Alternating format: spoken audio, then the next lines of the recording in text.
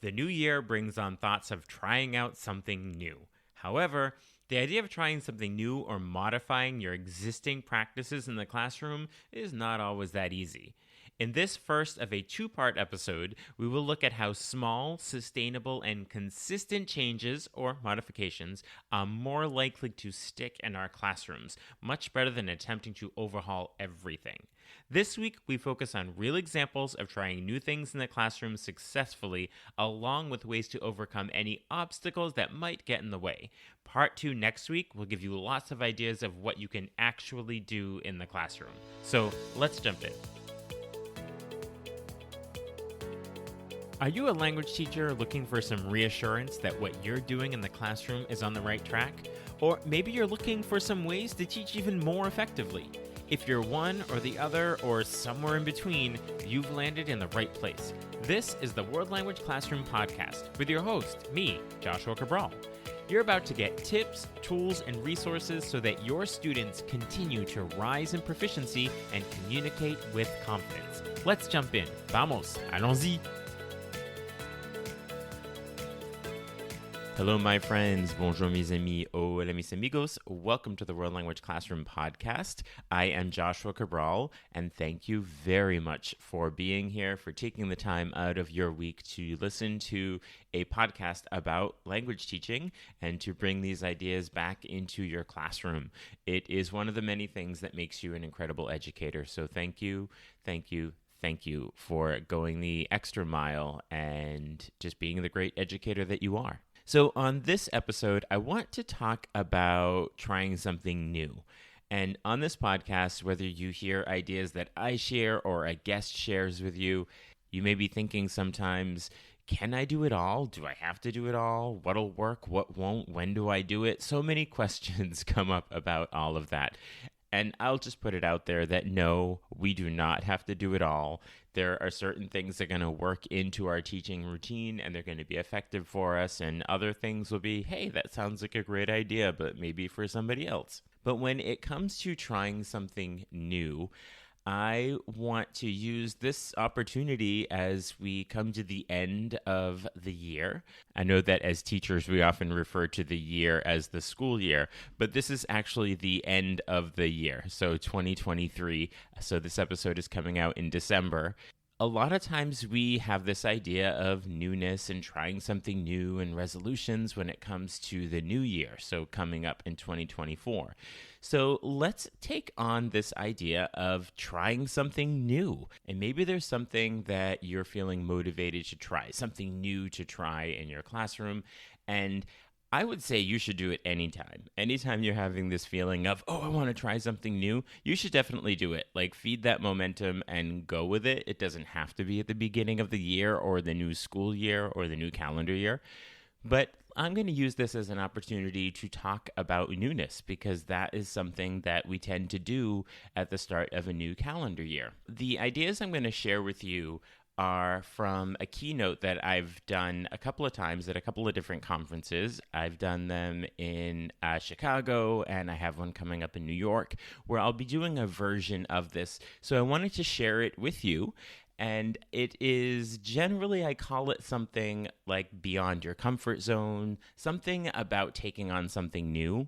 And I always use the tagline, how small changes can transform your teaching practice. So that's what we're going to talk about. We're going to talk about doing small things that can really transform your teaching practice. It doesn't have to be these big, huge changes or trying something really new that you've never done before. So this can be a pretty lofty topic. So I'm actually breaking it into 2 episodes. So on this episode this week, I'm going to talk about trying something new and why we should try something new, and then some of the obstacles that can sometimes get in the way of that, with some recommendations for how to work through those obstacles.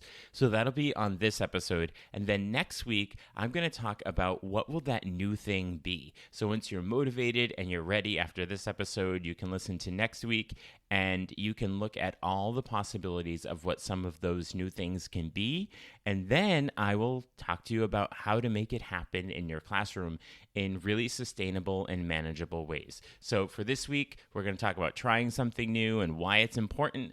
and some of the obstacles, and then to work through some of those obstacles. So the first thing is trying something new. That's our first topic. So trying something new. And I'm basing this all on this idea of trying something new for 30 days.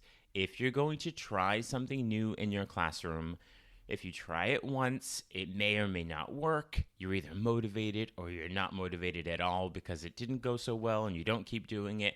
So I'm going to suggest that whatever you try that is new, try something new for 30 days. And this is not my own personal idea that I came up with. It is definitely something I do in my classroom, but it is based on a TED Talk by Matt Cutts. And I'm going to put the link in the show notes. It's about 3 minutes long. You can learn everything in 3 minutes. But I'll give you the quick rundown that in this TED Talk, Matt Cutts says that it turns out that like 30 days is just about the right amount of time to add a new habit to your routine. And that's what makes these small changes really effective, because these changes become habit. So they can't be huge, but these are small changes that become habits and you keep doing them, and that's what makes it sustainable. So that is what Matt Cutts says. And he goes on to tell us that when I made small, sustainable changes, things I could keep doing, they were more likely to stick. So when you try something new in your classroom, do it for at least 30 days. But what you will find is once you're able to do it for 30 days and you hone that and you do well with it and you feel the benefits of it and you see those benefits in your students, you're going to want to keep doing it. But give yourself that 30 days to create that habit, and then it'll be more likely to stick. And a lot of this is also based on the idea of James Clear's Atomic Habits, which is a wonderful book, and I recommend you read this as well. But James Clear says that goals are good for setting a direction. Goals, good for setting a direction, but systems are best for making progress. And I equate here this idea of creating systems that are good for making progress. I equate that to what Matt Cutts was saying in his TED Talk about those small, sustainable changes. And so we want to have our goals in the classroom, but if you have these huge, lofty goals, but you don't have systems and small changes to help you get there, you're not going to meet that goal. So that's what we're going to be looking at. What are those small changes that we can make in our classroom that can help us get to that larger goal?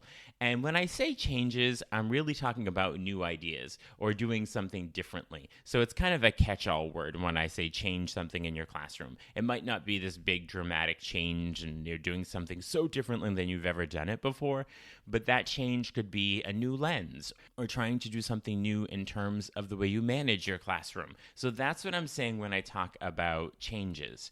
So before we get into exactly why that is useful and how to get through some of the obstacles, I just wanted to share with you some of the actual things that I've done in my classroom where I said, I'm going to do this for 30 days. And now that I've done that, and some of these were last year or the year before, I continue to do them because I felt the momentum and I saw the progress because I forced myself really to do something for 30 days. So one of the first things that I wanted to do was really get students interacting with each other in the classroom, using the target language with each other and not just with me when we are doing activities or anything in the classroom.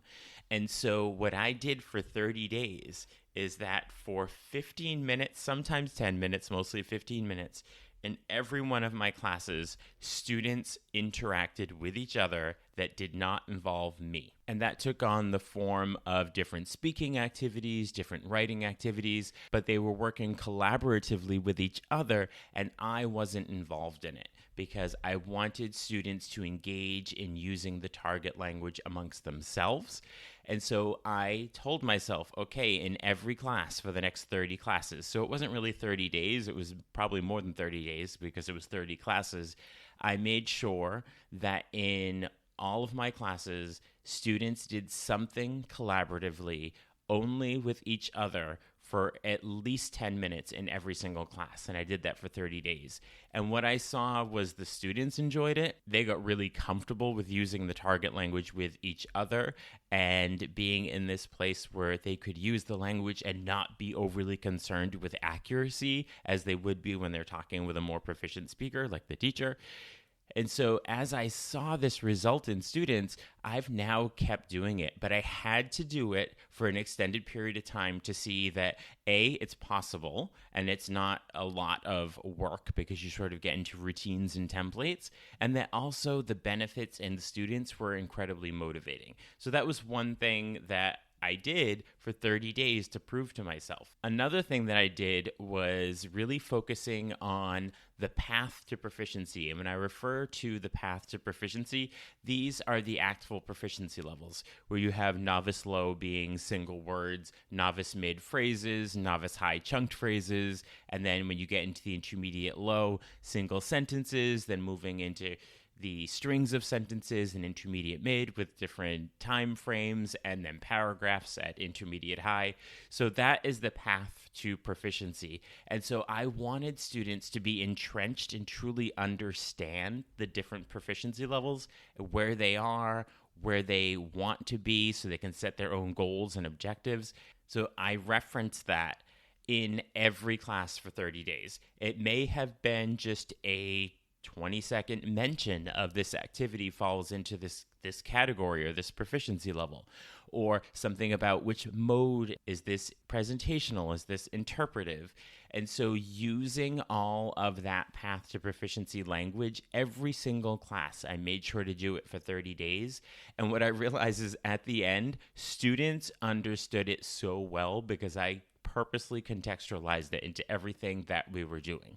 So again, was it a huge change? I'm using the word change, but it was something that I did to make sure that we were staying on track and understanding this path to proficiency. But again, it was that continuity of doing it every day for 30 days that made it sustainable and understandable, and showing me that, oh, I can actually do this with other classes as well. And then the last example I will give you about something I did for 30 days was looking at the work of Ben Tinsley, who's from Afro Franco, and Dina N. Simmons, who is from Liberated. And they both speak about this idea of inclusion. And when we use the word inclusion in our classrooms, particularly when we're talking about DEI, and they're actually bringing in this idea of DEIJB, where it adds on to the not just the diversity, equity, and inclusion, but justice and belonging. And Ben Tinsley says that when you include me, I'm still reminded of whose house I'm in, because that's not truly this idea of belonging, which we also hear from Dina N. Simmons from Liberated. So this idea I wanted to bring into my classroom, that I was truly going to center voices and cultural elements and not just include them into the curriculum. I did this for actually more than 30 days because I made sure to do an entire unit where I wasn't just including elements, but I was truly centering. And I did this in a 8th grade French class where all of our CI readers were based on Francophone West Africa. And so everything that we did was based along that. So we had talked a lot about food. So rather than talking about the typical food we might see in a textbook, in a French textbook anyway, where students would be learning about Parisian diet and Parisian food, I made sure to center the idea of ingredients in West African cuisine. And we were still able to do all the grammar around it. And I realized that that's what this centering is really about. It wasn't doing the more traditional way of going about it with that content and then including the idea of West African food with some examples, but I only did that and I completely centered it and put all of the grammar and discussion and everything that happened around food was focused on the West African cultures. In particular here, it was Togo and Senegal. And I then did the same thing in a Spanish class, and it was not just tacos and burritos. That comes up in a lot of textbooks as more of the common food, but we looked at traditional dishes in Paraguay and Uruguay, different countries in Nicaragua, and what are the different names for rice? What are the different names for beans? It's not just rice and beans. They look different in different countries. So we really centered that as we talked about all of our different food in that unit. So I wasn't including it that, oh, here's some possibilities of what you might see, but we truly centered it and brought it into this idea of belonging. And then that transfers to the students. So think about something like that you could do for 30 days. So now let's look at why we should try something new. Like, why bother, right? Of course, we want to always be doing something new in our classrooms, but when it comes to trying something new, it definitely keeps students engaged. We can actually meet their interests, that it's a different type of unit. Try a different type of unit that is not something that you've done before. And that is going to pique the interest of students, and it's going to be very much about the present time and what's happening in your classroom right now. And also, when we're doing something new or changing something, it's a model for our students of trying something new. And it doesn't always go well. And so we learn and we try again. We'll do it differently tomorrow. And it models for students that we are engaged in that process as well. And as you're doing something new, it's really going to boost your creativity, and it's going to be inspiring to not be in the same way of doing things that we've always done.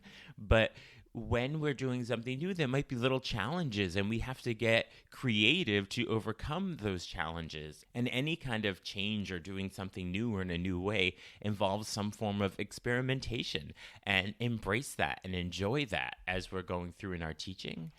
Because of that, you're going to have this experience of problem solving and involve students in that and get ideas for them of what that might be. So as you're trying something new, just some of the reasons to really embrace that and, in fact, try to do something new or change something or do something in a new way is it just keeps students engaged, and it keeps them interested and in the present moment. And it's also a model for students that when you're trying something new, it might not always go well, and you'll learn and you'll try again. And then there's that idea of boosting creativity. When you have those challenges, you're going to get some inspiration and experimentation in there and doing things in a new way.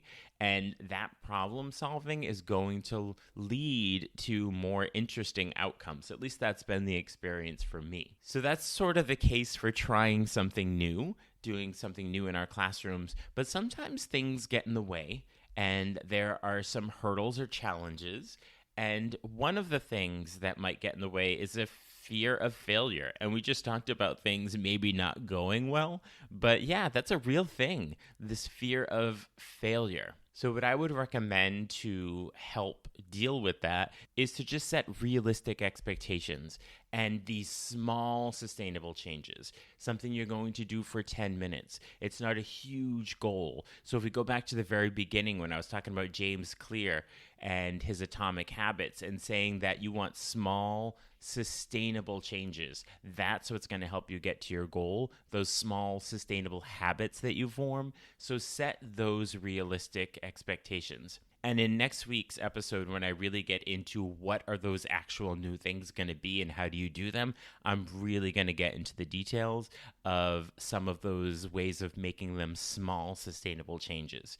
So as you're dealing with this possible fear of failure, just set realistic expectations, make sure they're manageable steps as you're going through, and then celebrate your small successes. Look each day at, oh, look, I did this. This is how the students responded. This was a great thing.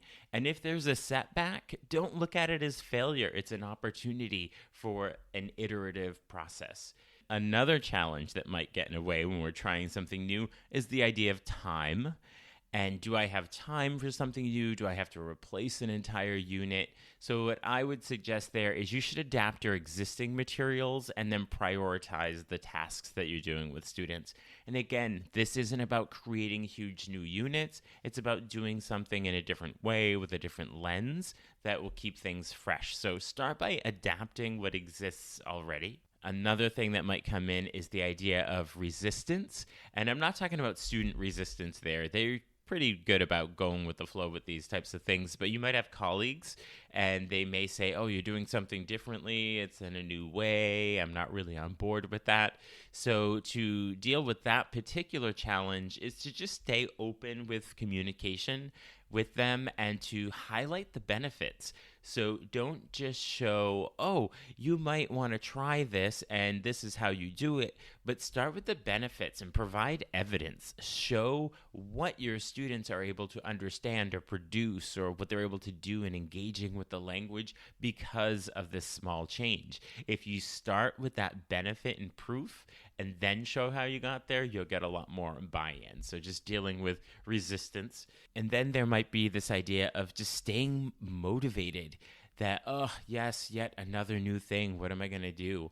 And so what I would suggest for staying motivated is that you get involved in professional communities, whether that is on Twitter, X, or in Facebook groups, different places, going to conferences, and just creating your personal goals around this. If you have an opportunity to do that, listening to podcasts, and then talking about what you heard on the podcast within Facebook groups or on Twitter, X, or in different places, right? So staying motivated by getting yourself into that professional community that is also talking about it. So that is my case for looking at making changes in our classroom, right? So we looked at trying something new and this idea of doing it for 30 days. Remember, 30 days, that's the key number. Because as Matt Cutts pointed out in his TED Talk, that when he made those small, sustainable changes, things that he could keep doing, they were more likely to stick.